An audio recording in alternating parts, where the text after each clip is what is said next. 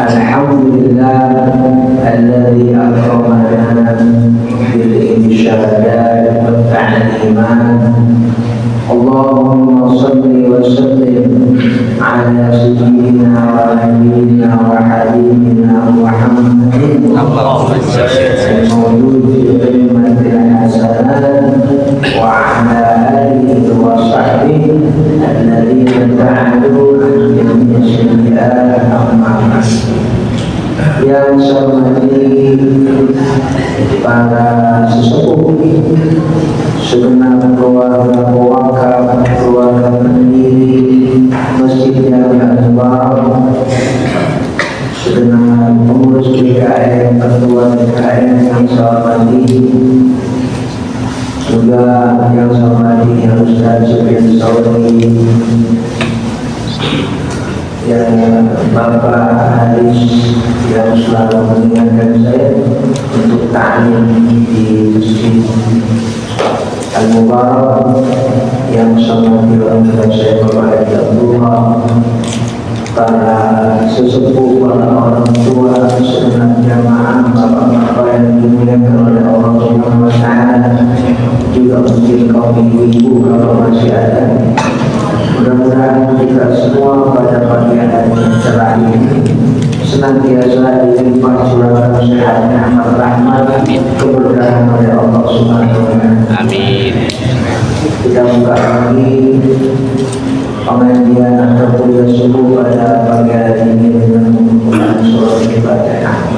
Ala alihi wa sahbihi salihah wa ala sayyidina Muhammadin Rasulullah sallallahu alaihi wasallam. A'udzu billahi minasy syaithanir rajim. Bismillahir rahmanir rahim. Alhamdulillahirabbil alamin. Ar-rahmanir rahim. Maliki yaumiddin. Iyyaka na'budu wa iyyaka nasta'in. Ihdinas siratal mustaqim. Siratal ladzina an'amta 'alaihim ghairil maghdubi 'alaihim waladdallin. Yang dimuliakan oleh Allah Subhanahu wa Ta'ala, alhamdulillah kita kembali bisa bersilaturahim, bisa berkumpul di bulan Syawal ini setelah Ramadan. Mudah-mudahan seluruh rangkaian ibadah kita diterima sebagai amal saleh oleh Allah. Amin. Seperti yang tadi sudah disampaikan oleh pembicara, bahwasanya bulan Syawal ini bulan di mana ada namanya pencerahan. Sebenarnya itu bukan dari segi taat, itu bagian daripada sunnah Nabi Muhammad sallallahu alaihi wasallam. Jadi memang bulan ini bulan pencerahan, bulan optimis, bulan semangat. Karena itu Rasulullah SAW melakukan satu hal di bulan Syawal ini dan Muhammad SAW untuk apa? Untuk menghilangkan sifat pesimis yang masih melanda hati para sahabat Rasulullah SAW. Jadi masih ada, ya, satu penyakit jahiliyah yang terbawa di hati para sahabat Rasulullah SAW. Padahal Ramadan, tapi penyakit jahiliyah itu masih ada. Makanya Rasulullah SAW ingin merubah dan menghilangkan penyakit jahiliyah yang terbawa masih di hati para sahabat Nabi Muhammad SAW. Apa itu penyakit yang masih kebawa dari zaman jahiliyah sampai di masa sahabat Nabi Muhammad SAW? Penyakit pesimisme, penyakit ada pede, apa bentuk konkretnya. Jadi orang-orang Arab masih menganut dan masih mempercayai kalau bulan Syawal ini bulan apes. Orang-orang Arab termasuk masih ada di hati para sahabat, bulan Syawal ini bulan tidak ada kemunculan, khususnya masalah pernikahan. Kalau bulan Syawal, bulan 3, bulan 6 bukan sekarang. Ketika Nabi sudah kasih contoh. Dulunya ini bulan Syawal dianggap bulan sial, bulan apes, bulan kekejahatan, khususnya masalah pernikahan. Jadi orang-orang Arab termasuk para sahabat sudah mewanti-wanti dan tidak pernah akan menerima lamaran anaknya. Yuk kalau melamar jangan salah, nanti kita kenapa sih? Nah, Rasulullah SAW ingin menghilangkan pikiran atau mindset, cara berpikir orang-orang Arab termasuk para sahabat yang salah di bulan Syawal ini. Karena itu Rasulullah SAW mengambil satu keputusan. Beliau di bulan Syawal waktu itu beliau melamar sekaligus menikah dengan putri Sayyidina Abu Bakar As-Siddiq, yaitu Sayyidah Aisyah radhiyallahu anha. Bulan Syawal. Itulah yang dikatakan oleh Sayyidah Aisyah dalam Sahih Bukhari, tazawwaja Rasulullah sallallahu alaihi wasallam fi Syawal wa qama fi Syawal. Rasulullah SAW menikahi saya dan Sayyidah Aisyah di bulan Syawal dan membina hidup rumah tangga di bulan Syawal. Nah, semenjak itulah para sahabat lihat, berarti selama ini kita salah, tapi nggak pakai ngomong. Nabi langsung melamar dan menikahi Aisyah di bulan Syawal, bulan yang dianggap secara umum oleh masyarakat Arab termasuk para sahabat saat itu, ini bulan apes, bulan pesimis. Nabi balikan keadaan, sehingga ketika para sahabat lihat Rasulullah SAW melamar Sayyidah Aisyah di bulan Syawal, menikah dengan Sayyidah Aisyah di bulan Syawal, timbul semangat para sahabat. Dan kemudian secara perlahan hilang pikiran buruk dari hati dan pikiran para sahabat tentang bulan Syawal yang dianggap negatif. Jadi itu yang dilakukan oleh Rasulullah SAW di bulan Syawal untuk memompa semangat untuk menghidupkan kembali optimisme, pencerahan dalam pikiran dan juga di hati para sahabat Rasulullah SAW. Itu dari segi tatanan sosial terkait dengan bulan Syawal.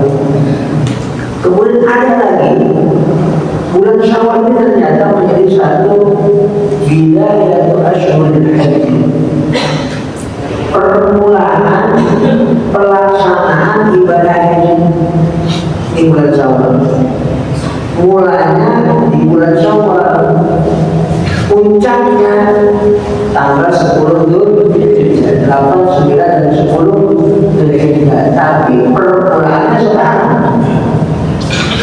Bulan Syawal inilah yang dimaksud dalam Quran surah Al-Baqarah ayat 197, Al-Hajju Asyhurun Ma'lumat. Al-Hajju, haji itu asyhurun, ada di bulan-bulan ma'lumat yang diketahui. Yang dimaksud asyhurun ma'lumat adalah Syawal, Dzulqa'dah, Dzulhijjah.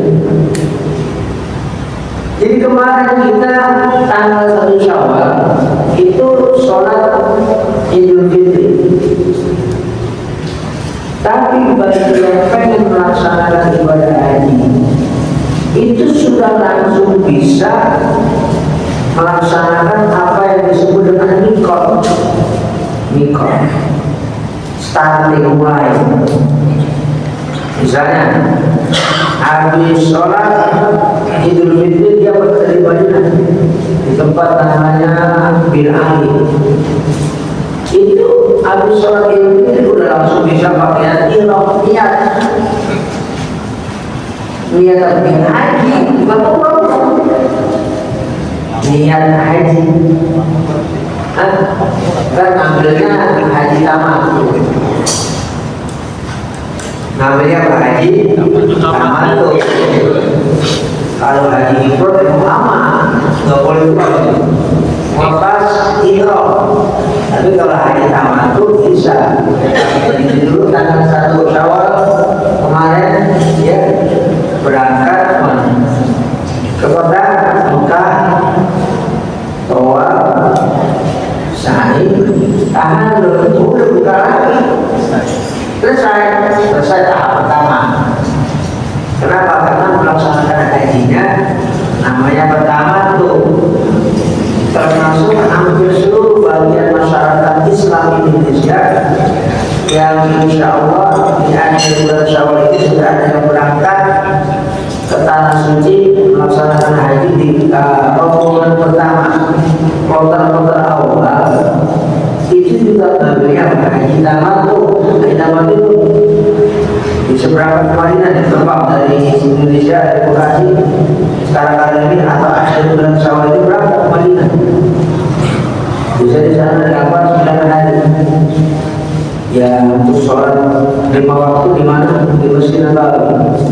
Habis itu udah siap-siap berangkat ke Mekah pakai ihram. Ya, niat apa? Niat haji. Niatnya haji. Haji namanya haji tamat tuh. Ngambil umrah wajib. Habis niat sholat 2 rakaat udah berangkat. Habis sholat tawaf, sa'i, udah tahallul, beres. Tinggal nurut kan tanggal 8 Dzulhijjah. Jadi tahapan pertama haji itu sudah dapat dilaksanakan tanggal 1 Syawal. Pagi-pagi hari sholat itu langsung ya sudah bisa melaksanakan rukun Islam yang kelima, itu ibadah haji. Baru selesai Ramadan. Artinya apa? Dalam Islam ini ada sesuatu yang luar biasa, ada ketersambungan ibadah yang tidak putus. Habis Ramadan Syawal bisa langsung melaksanakan rukun Islam yang kelima, tentunya bagi yang mampu. Ya, manis kotor ilaihi sabila, bagi yang mampu melaksanakan. Mudah-mudahan kita yang belum melaksanakan ibadah haji diberikan kemampuan oleh Allah Subhanahu wa Ta'ala untuk melaksanakan ibadah haji. Jadi bagi kita yang belum haji harus ada di hati kalian. Jadi jangan melihat diri kita bahwa belum haji, gaji 2 juta sulit kontrak lagi. Jangan. Ya. Haji itu adalah panggilan Allah Subhanahu wa Ta'ala. Sholat itu panggilan Allah, kewajiban dari Allah maksudnya. Tapi ini ada sesuatu yang khusus. Kenapa? Karena Allah pernah berfirman dalam surah Al-Hajj, wa adzin fil nasi bil haji ya'tuka rijalan wa 'ala kulli dhamirin ya'tina min kulli fajjin 'amiq. Karena ada ayat 27 dalam surah Al-Hajj di mana awalnya Nabi Ibrahim alaihissalam dia disuruh haji sama Allah Subhanahu wa Ta'ala, disuruh manggil orang untuk haji. Nabi Ibrahim begitu kan Mana orang yang saya kan tidak ada. Kenapa waktu Nabi Ibrahim datang ke Mekah belum ada orang? Baru ada beliau, bukan Ismail, ya, sama istrinya aja. Baru 3 orang. Lepas membangun Ka'bah, Nabi Ibrahim disuruh panggil orang 2 hari. Bahasa kita. Udah sekarang kalau aja panggil orang sama 2 hari. Nabi Ibrahim kebingungan. Ya. Siapa ya Allah yang mau saya apa? Panggil, udah laksanain aja beritahu. Wa antidu alaina bala. Ya, urusan kamu ambil, urusan nyampe panggilan kamu itu aku, kata Allah Subhanahu wa taala. Jadi urusan nyampe panggilan kamu itu urusan Allah. Urusan kamu panggil aja. Makanya Nabi Ibrahim waktu itu ya 5.000 tahun yang lalu beliau menaiki satu perbukitan namanya Jabal Abi Qubais yang berada di samping persis Masjid Al-Haram. Sekarang dibangun istana apa aja, itu dulunya adalah namanya Jabal Abi Qubais. Perbukitan tempat Nabi Ibrahim diperintahkan oleh Allah Subhanahu wa taala dan dicantumkan di dalam ayat 27 surah Al-Hajj, wa anzir nas bil hajj. Ibrahim panggil orang untuk haji. Ya'tuka rijalan wa 'ala kulli dhamirin ya'tina min kulli fajjin. Pasti nanti mereka akan mendatangi Ka'bah. Maksudnya Ka'bah itu adalah Ka'bah yang sudah diperintahkan oleh Allah untuk buat. Ada yang berjalan kaki, ada yang naik kendaraan, bahkan mereka ya'tina min kulli fajjin. Ada yang berkata kata Allah Subhanahu wa taala min kulli fajjin amin, dari tempat-tempat yang jauh. Jadi kalau kita baca ayat itu pas-pasan dengan orang Indonesia. Ayat itu, ayat tentang haji itu kalau kita lihat ini diterapkannya paling pas untuk orang Indonesia. Kenapa jarak antara kita dengan Mekah itu bukan jauh, sangat jauh. Naik pesawat aja 9 jam, itu naik pesawat. Bagaimana kalau jalan kaki? Karena aja jalan kaki, apa dekat? Yang rumahnya di Mekah jalan kaki. Nggak perlu naik onta, nggak perlu naik kuda. Tapi kita luar biasa. Ya Allah, ya, naik pesawat aja 9 jam. Makanya kayaknya dulu ya orang-orang Indonesia haji berbulan baru sampai ke Jeddah. Baik, maka untuk pulang pergi itu setahun ya, hampir setahun baru kembali ke tanah air masing-masing. Itu juga kalau sudah pulang banyak di tengah laut meninggal. Akhirnya apa? Itu mayatnya dibuang ke dalam laut, dipakai apa namanya itu pemberat, ya, karena sudah disepakati dia menurut kalau ada yang meninggal di tengah laut mengaji nggak dibawa ke Mekah, dikasih pemberat, ya, didoain, dibuang ke tengah laut. Kenapa? Karena belum ada sistem yang kayak sekarang apa namanya pengawet atau segala macam di tengah-tengah laut. Itu dikaliku perjalanan ibadah haji di masa lalu yang sekarang sudah banyak kemudahan. Mudah-mudahan kita semuanya berdoa dengan kondisi yang masih kritis di saat ini jadi dimudahkan, namun kita berdoa mudah-mudahan jemaah haji kita dari Indonesia khususnya yang dari Bekasi yang mau berangkat haji diberikan kemudahan oleh Allah SWT, diberikan keselamatan oleh Allah SWT, diberikan kemudahan beribadah oleh Allah SWT, dan sampai ke tanah air lagi balik dianugerahkan oleh Allah haji yang mabrur, haji yang makbul oleh Allah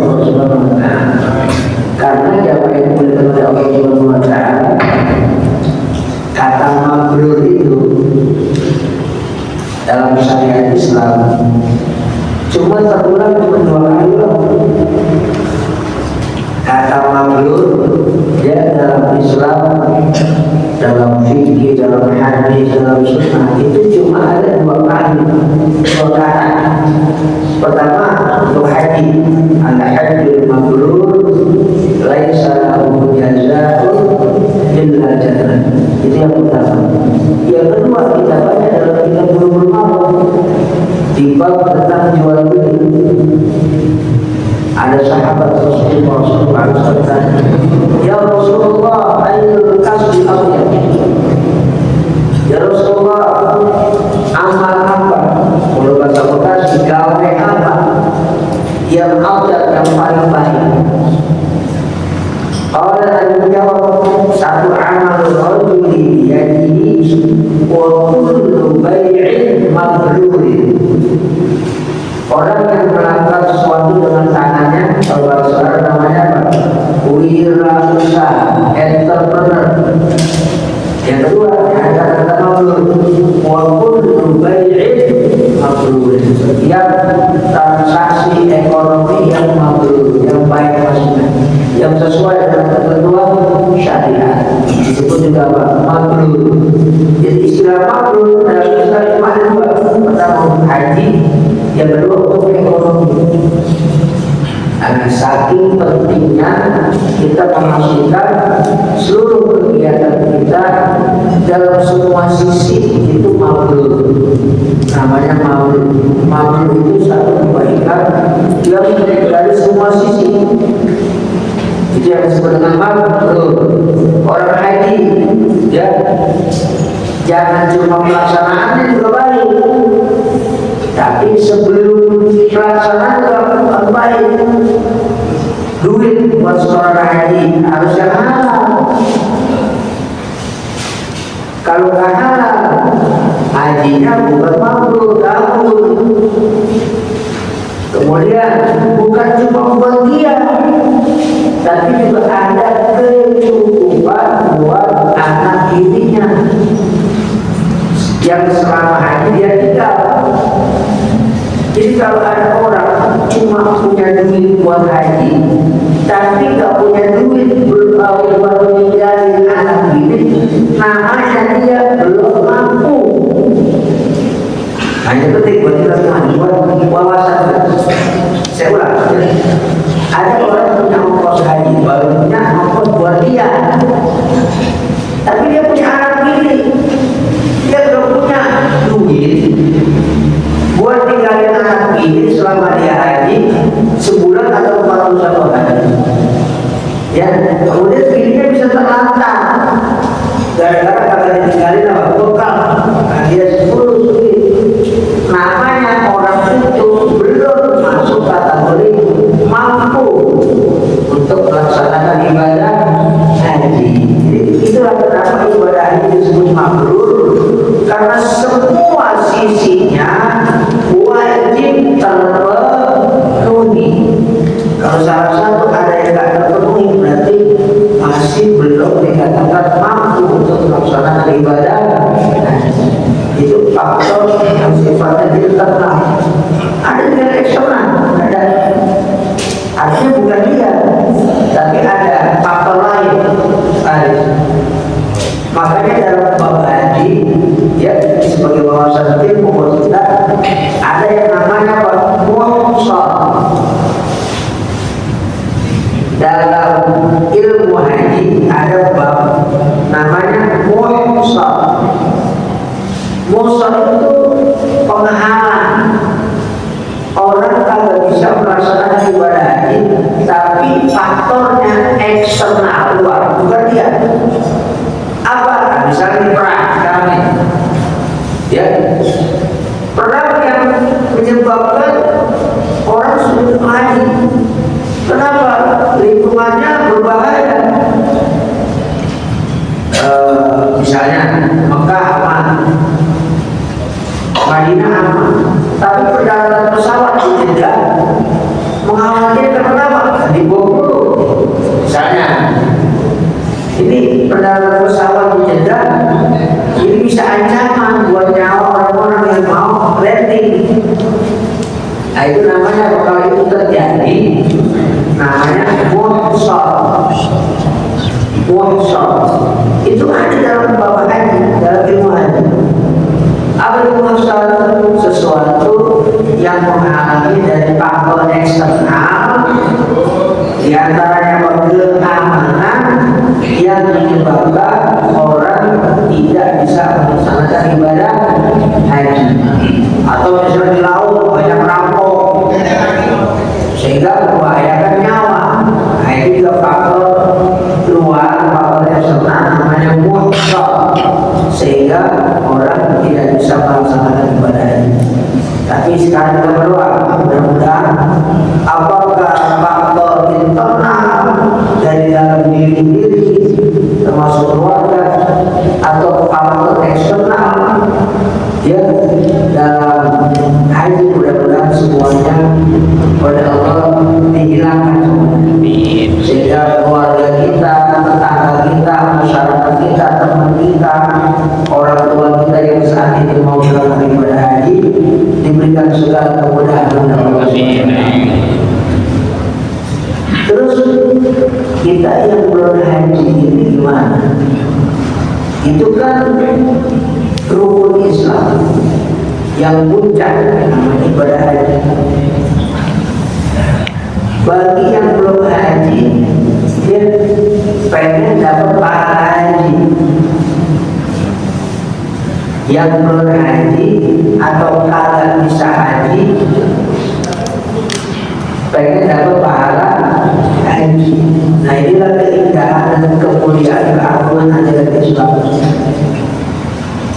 Orang yang nggak bisa haji karena berbagai faktor, Allah Subhanahu wa Ta'ala masih sediakan peluang agar dia juga bisa mendapatkan pahala haji. Yang belum haji atau nggak bisa haji, nggak usah khawatir. Allah sediakan peluang orang tersebut bisa mendapatkan pahala haji, bukan yang biasa, yang sempurna. Ya, bukan yang biasa tapi yang sempurna. Apa di antaranya? Nah, sekarang di antaranya habis subuh. Ya, jadi ada hadis Rasulullah SAW yang sahih terkait sesuatu yang bisa kita amalkan agar bisa dapat pahala haji.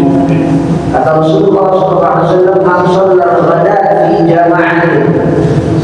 Siapa orang yang sholat subuh berjamaah, thumma qa'ada yadhkurullah ta'ala, kemudian dia habis sholat kamar mandi dulu, ngapain? Berzikir kepada Allah Subhanahu wa Ta'ala.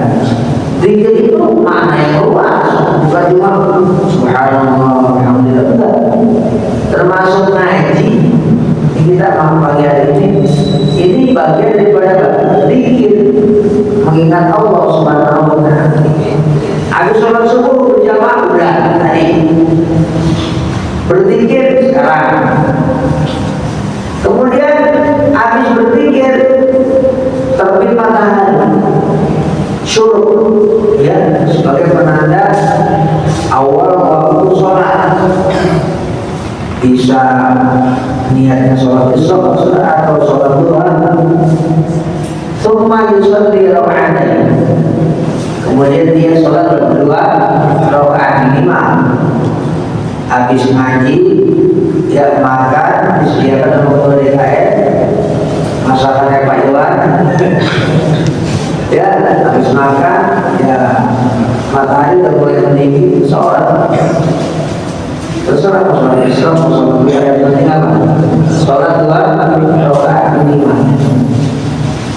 Kalau itu dia laksanakan kata Rasulullah SAW, dia akan mendapatkan kana ajru hajjatin tamatin. Dia pasti dapat pahala, dapat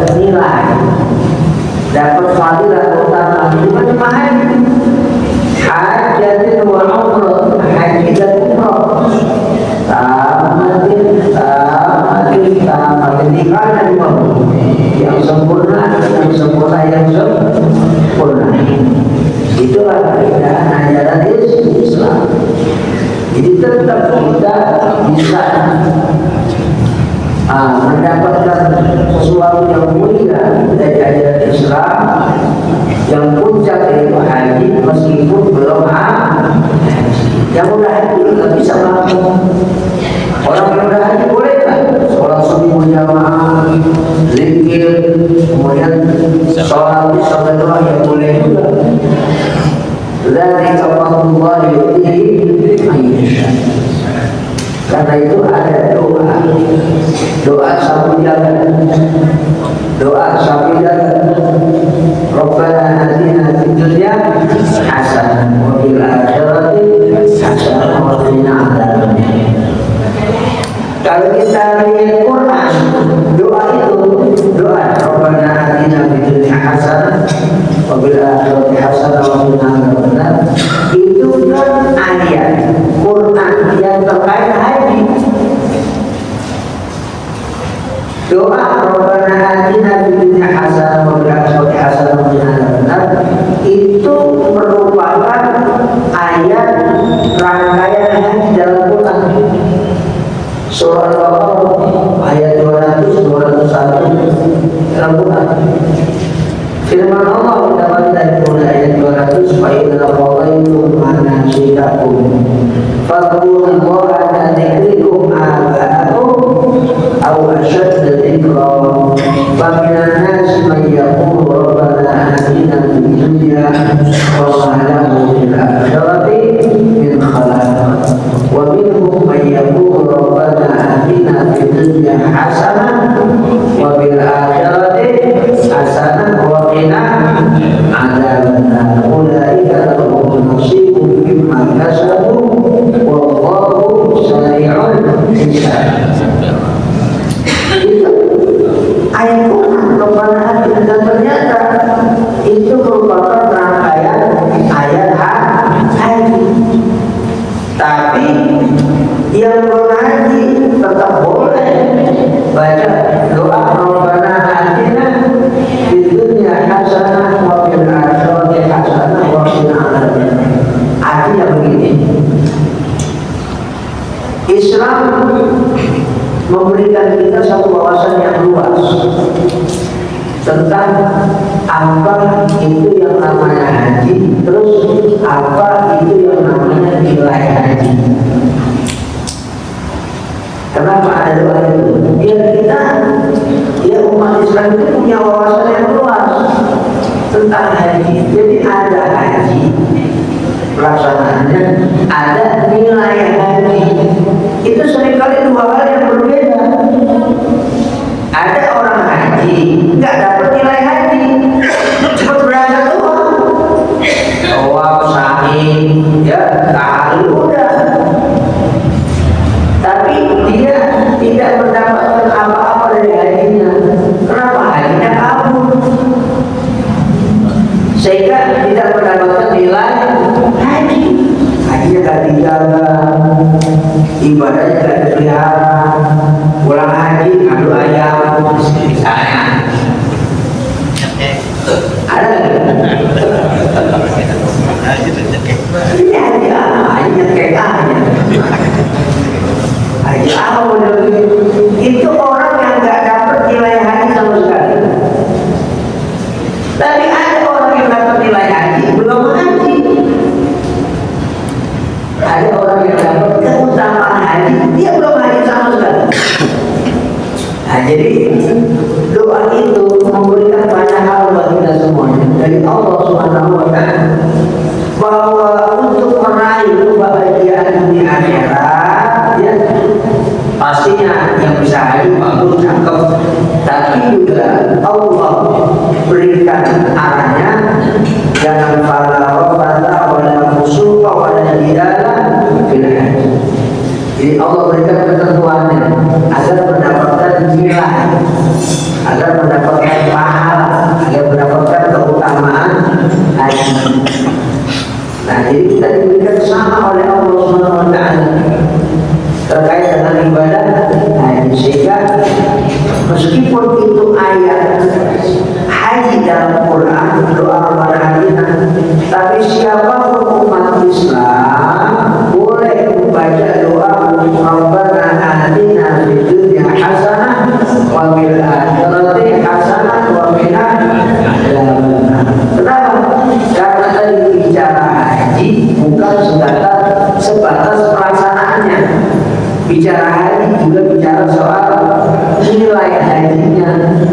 bicara juga soal keutamaan haji, fadilah. Jadi kita semua dikasih yang sama peluang oleh Allah Subhanahu wa taala terkait pelaksanaan ibadah haji. Jangan kita kepada Allah Subhanahu wa taala ada satu lagi terkait haji. Ajaran haji kalau bahasa ilmiahnya sebenarnya itu ajaran yang pelaksanaannya atau manasiknya itu sesuatu yang sifatnya universal. Haji itu mengajarkan kita ajarannya. Artinya ini ajaran Islam boleh dianalisa oleh orang Islam dan juga oleh orang yang kafir Islam terkait haji. Ya, simbol-simbolnya, manasik itu sifatnya universal. Contoh, orang haji ada namanya tawaf. Sekeliling berputar sekeliling Ka'bah 7 kali. Artinya ini ajaran ini universal. Apa itu? Bahwa hidup itu adalah perputaran. Hidup itu adalah perputaran. Ada pedagang, ada pegawai, macam-macam. Tidak setiap orang itu ada di satu titik. Muter. Entah nangis, entah tawa, entah sedih, entah gembira, entah tersenyum. Dikit lagi mewek. Itu lagi berputar. Jadi itu ajaran haji itu punya makna yang sifatnya universal untuk semuanya orang. Yang Islam yang ada di situ ada ajaran universal. Tapi Islam punya nilai plusnya. Artinya apa? Melaksanakan ibadah, melaksanakan kehidupan itu ketika bersusah, ketika melakukan aktivitas, Islam kasih nilai plus. Ketika kita melaksanakan berbagai aktivitas kehidupan, tetap ingat Allah. Itu nilai plusnya. Gak cuma kita gawe, gak cuma kita dagang, gak cuma kita melakukan kegiatan, tapi ingat Allah. Jangan melupakan sholat 5 waktu. Sesibuk apapun, jangan pernah lupa atau lalai melaksanakan sholat 5 waktu, karena itu nilai plus Islam. Kalau ada orang melakukan kegiatan 1 kali 24 jam sholat kagak, ibadah kagak, ya ini sama aja dengan binatang, sama aja dengan orang-orang yang tidak Islam, nggak ada bedanya. Nah, jadi Islam memberikan nilai ya untuk menyempurnakan kehidupan kita, dan itu ada di dalam kegiatan haji. Nilainya universal. Ada namanya sa'i. Sa'i itu apa? Berlari dari kecil dari bukit Sofa ke bukit Marwah. Apa sih artinya? Sa'i kan itu bukan lari kencang, bukan juga jalan santai. Tapi apa? Ya, lari dari kecil sa'i. Itu juga begitu. Itu jangan santai. Jangan juga terburu-buru banget. Itu kita santai banget. Jangan terburu-buru kayak dikejar setan dulu ya. Ya, berjalan tegak, semangat menjalani kehidupan, namanya sa'i. Tapi Allah kasih nilai plus orang Islam kalau melakukan sa'i. Itu artinya bahwa berusaha melakukan kegiatan, startingnya mulainya dari sofa itu artinya apa? Bersih niatnya, awal amalun dunia, bersih hartanya. Jadi kalau sa'i, kalau berusaha, kalau punya kegiatan, kalau gawe atau punya modal dagang, harus dari sa'i mulai. Artinya duitnya harus halal. Ya Jangan duit kontrak buat modal dagang. Yang menang main judi buat modal usaha, jangan, nggak berkah. Oke, mungkin ada untungnya kalau dia gigi, tapi berkahnya kan. Jadi yang wajib mulai daripada sani. Kalau sofa, kalau sani kita dimulai dari sofa, nanti berakhir dia marwah. Marwah itu mendapatkan kekuasaan dari Allah Subhanahu wa Ta'ala. Berakhir dengan panggilan dari Allah, ya ayyatuhan nafsul mutmainnah, irji'i ila rabbika radiyatan mardiyah fadkhuli fi ibadi wadkhuli jannati. Itu juga buku lagi berhenti sebentar. Buku perlu haji. Itu gini, ya, jangan kita selalu beralasan sibuk. Salat 50 bisa, salat 50 sibuk. Biar hidup berkah, berhenti sebentar. Apa yang ingat Allah Subhanahu wa Ta'ala. Tapi berhenti yang sebentar itu jadi patokan kita untuk menjalankan kehidupan yang 24 jam. Kan sholat cuma 5 waktu, cuma pada 5 menit sekali sholat. Tapi yang 5 menit ini bakal fondasi kita melaksanakan hidup yang 24 jam. Nah itu makna ini pesan dari pelaksanaan ibadah haji bagi yang menghayatinya. Apakah yang mau melaksanakan ibadah haji atau yang belum melaksanakan ibadah haji, kudu bisa meresapi ya ajaran Islam dari mulai syahadat sampai haji. Karena untuk meresapi makna ajaran Islam dengan fondasinya yang 5 perkara itu hak, itu kewajiban setiap orang, terutama umat Islam, agar ketika dia bisa menghayati ajaran Islam itu jadi apa? Fondasi itu dia, sehingga Allah Subhanahu wa Ta'ala menggaransi, Allah menjamin itu dia hidupnya hasanah wa bil akhirati hasanah wa qina adzabannar. Dunia baik, akhirat baik, dilindungi dari azab Allah Subhanahu wa Ta'ala. Itulah goal, itulah tujuan hidup kita sebagai muslim, sebagai manusia sejati. Dunia hasanah baik, akhirat hasanah baik. Kemudian kita dilindungi, dihindari oleh Allah Subhanahu wa Ta'ala dari siksa. Itu aja, hidup cuma itu doang. Makanya jadi doa namanya syahadat. Orang Islam ya hidupnya ya itu negaranya itu di dunia hasanah wa fil akhirati hasanah wa qina adzabannar. Sekarang kita laksanakan itu kan naibul muta'awwil, permainan aja. Porsi kita masing-masing sebenarnya sama. Orang yang mengutin sampah sama orang yang jadi komisaris utama, peluangnya di hadapan Allah sama. Kalau dia pengen baik itu tujuan hidup dia di dunia hasanah wa bil akhirati hasanah wa qina adzabannar. Maksud saya, maksud kita semua.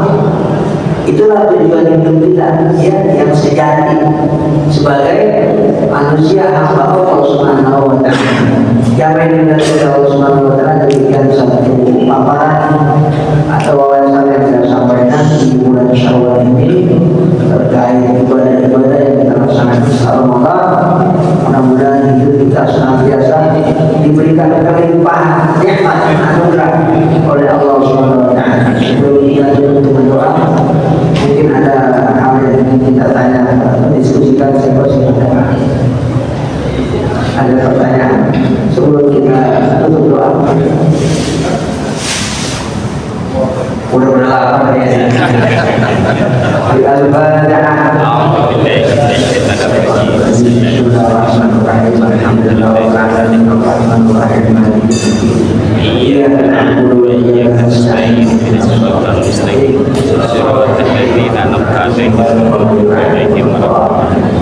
Astagfirullahaladzim.